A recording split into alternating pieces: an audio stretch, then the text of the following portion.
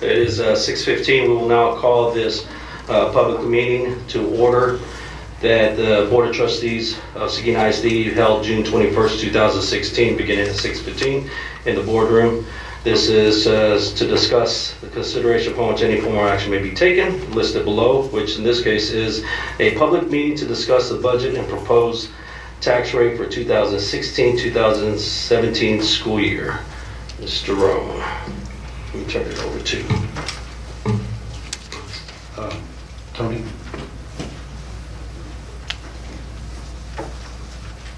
push the button.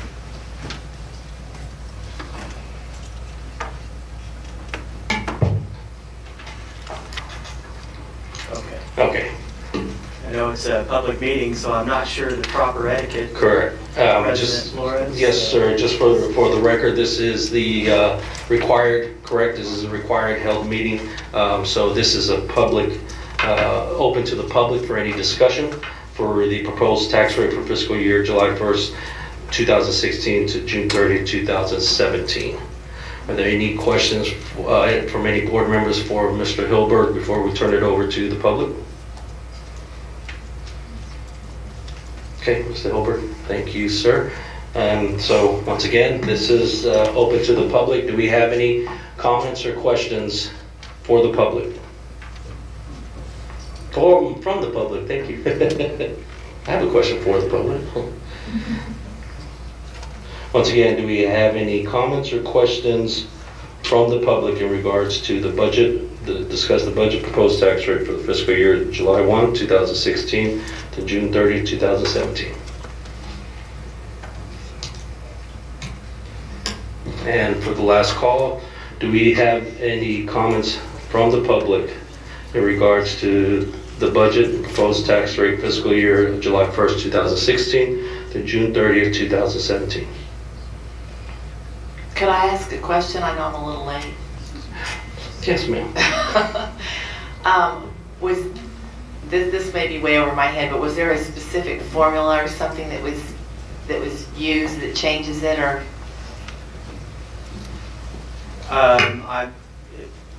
Maybe a little clarification on the question. I'm not sure what formula you might be referring to for the revenue.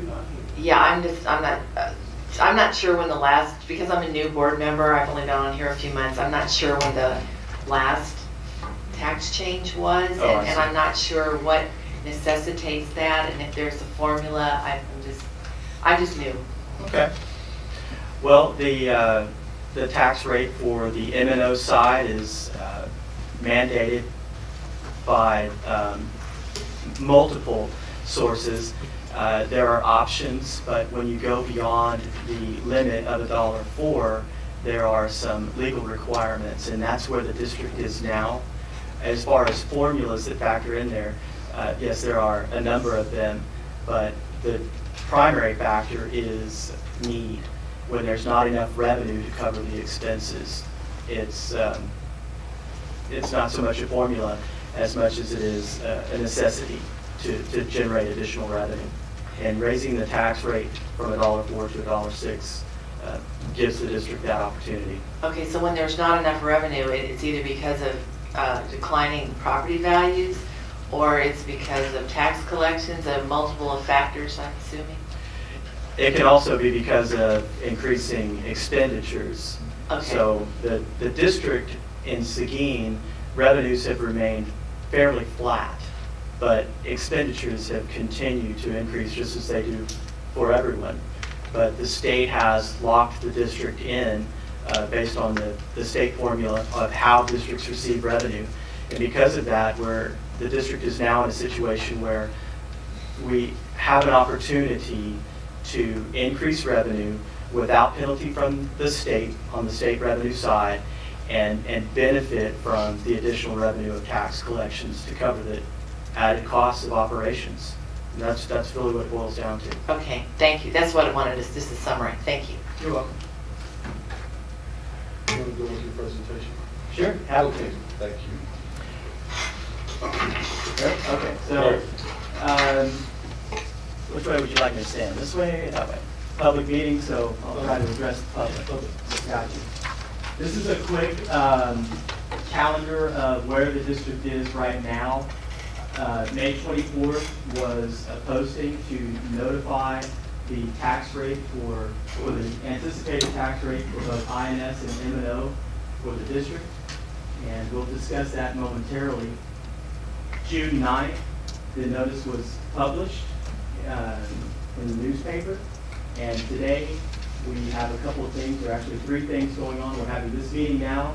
The district will subsequently have an opportunity to adopt the budget for general operating fund, food service, and debt service, and also have an opportunity to move forward with what's called the TRE election, or tax ratification election. And we'll discuss that briefly in just a moment. Just a quick chart that shows where the district's property values have been over the last several years, and you'll notice that there is an increase, but not a significant one. Primarily, you want to look at the fact that in the current year, or projected for next year, 2016, you're looking at, these are in millions of dollars, so that's $3,074 million in property tax value, or property values in the district's area. That sounds good, except for the fact that the way the state operates is when you have increased values, the state takes the opportunity to reduce state funding. And as a result, the district's overall revenue that comes in from those tax collections, even though there's additional value in the property, less will be coming in from the state, and the district remains flat. Expenditures, however, do not remain flat. And so when you look at just the revenue portion of this graphic here, you'll see in 2015 and 16, the total revenues that were budgeted for the year, and we're close to the end of this year, so we're pretty accurate on the revenue for the year. It's hard to read the number, but it's $56,942,000.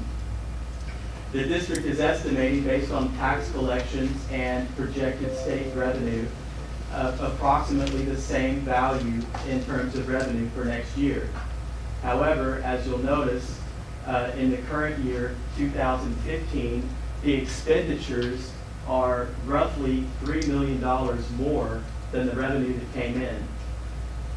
A lot of that is a result of some one-time expenditures that are outside of normal operations, but are necessary on an ongoing basis. Equipment replacement, other capital improvements, not just construction at the high school, that's a whole different animal, but just the normal routine maintenance that needs to be done on various buildings throughout the district. Additionally, you'll notice that on what is the function up here at the very top is instruction. $1.8 million excess budget was associated with that. We'll talk about that in a minute. But what I want to share with you here is that in order to have a balanced budget at the current M&O tax rate of $1.04, the district had to make some very difficult decisions. In order to provide the board with this balanced budget that you see here, all of those one-time expenditures had to be removed. No equipment replacement. There is some in here for bus replacement. It's a necessary thing that has to be done every year. It's going to have to be very minimal just to attain a balanced budget. And there is absolutely no room in this equation here for staff increases or the one-time supplement, if you will, that has happened over the course of the last few years. None of that is reflected in this budget, and it's the only way that you can attain a balanced budget on the M&O side with $1.04 as your tax rate. That's the cold hard facts. Now, what really bears this out is this slide here, which shows you in a broader scope where the district spends that $56 million. Not just next year, but virtually every year. And you'll notice that 85% of the cost associated with the district expenditures is right here with payroll. 47 million of the 56 million is associated with payroll. We had to trim the budget from 2015 to 2016 to next year. We had to trim it by that $3 million as I just described. You'll notice in those categories there, professional contracted services, utilities, supplies and materials, and so forth. There's not a single one of those that even approaches $3 million. So to cut the budget by $3 million, you'd have to virtually eliminate more than one of those entire categories, which is impossible to do. So you don't have to be a mathematician to see that it has to come from the staffing side if we're going to balance the budget at $1.04. That really is all there is to say on M&O, General Operating Fund, as it's also known. We have the ability to balance the budget. You see it here, and it will be presented to you as such with those caveats or with those understandings. But we also want to share with you the other items that are up for discussion, and that would be the food service fund, which is a fund that is, for the most part, federally subsidized. It does generate some additional revenue, and you'll notice actually in the current year, 15-16, we spent $382,000 more than was brought in, but I just want to remind you that that was by design. It was necessary to replace a number of equipment items. Just like we need to do it on the M&O side, you've got to do it with food service. You've got large freezers, you've got lots of cooking equipment. There's a lot of equipment involved with food service, and those things need to be replaced. The food service program, fortunately, has enough money to accommodate that, and we'll have that on an ongoing basis. You can see here that we've got a balanced budget, and we expect that to remain the case for next year. Although I will remind you that we will intentionally go into fund balance next year again on the food service side, but it's by design. It's to upgrade equipment and some other things that we'll talk about as time goes by. But for now, you can be sure that we can balance the budget for food service. Debt service is the final fund that is requiring your adoption this evening. And you'll notice that in 2015-16, the debt service fund actually generated more money than was necessary. There's a couple of things that play into that, but primarily what is important to keep in mind is the fact that a large bond sale took place, even a secondary portion of that bond sale took place at the second part of 2015-16.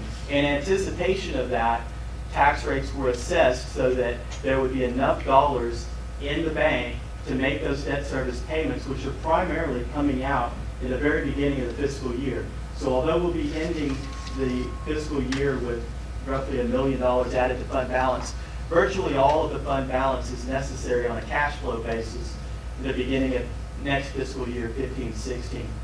So nonetheless, we're able to provide a balanced budget once again with the debt service fund, and we anticipate that not to change. I guess what we want to do, well, the clicker's not working. We're not back. I need to back up just a second, Bill. Can you?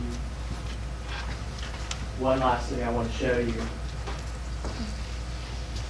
Just go to the tax rates.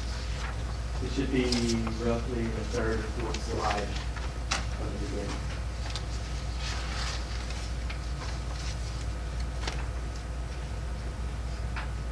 There we go. So you'll notice that the estimated tax rate comparison, tonight the board will have an opportunity to adopt the M&O rate. I have it shown here at $1.04 with an asterisk, and at the bottom you'll notice it says tax ratification election to be considered. Everything that's been presented to you for purposes of this discussion is based on the $1.04 M&O rate, also based on a 39-cent INS rate. Up for adoption tonight will not be the INS rate, because the intent is for the board to have an opportunity to determine whether you want to move forward with the tax ratification election. Should you choose to do that, we'll come back at a later point in time and adopt an INS rate, because there's some opportunity for adjustment there, depending on how you choose to act this evening. So I wanted to bring that out to you. Now, Bill, I don't know if this is we'll go to the very last slide, because it's difficult to read, but it's the actually the meat of this discussion, which is the general operating fund projected for 16-17. The budget revenue for general operating fund is $56,354,000. Likewise, the expenditures, the same, a balanced budget. Food service, $4,215,000 on revenue, the same for expenditures. And then debt service, $11,372,000 for revenue, the same for expenditure. So that's where we stand. That's what will be presented this evening. And do we open the floor for additional discussion, or is that? Yes, we will open to the board members. Any additional questions from any board members? And then hearing none from board members, anything from the public? Once again, any questions from the public?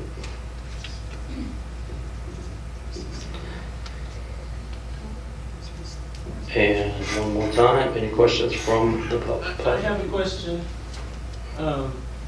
Why was this not put online part of this meeting? Where we could see this? I mean, we're here, we can barely see the numbers. Why didn't you have some copies to pass out to people while we're here? That's the question. Very well. We take that into consideration and discussion. Yeah, definitely. Yes, sir. Understood. Yeah. Very well. Noted. Thank you.